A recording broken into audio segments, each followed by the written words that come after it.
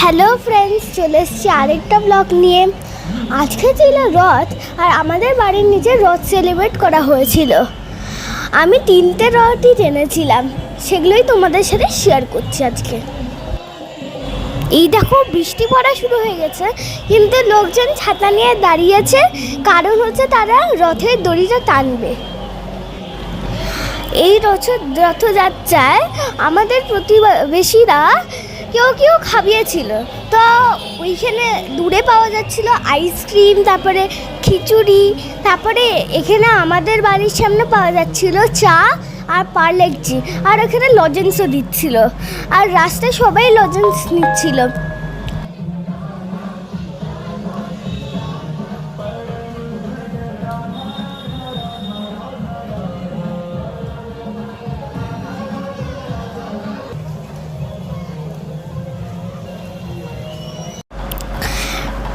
অনেকজন গাড়ির উপরে নাচছিল সেজে, মানে রাধাকৃষ্ণ সেজে। এরপর হচ্ছে গাছও দেওয়া হয়েছিল সবাইকে।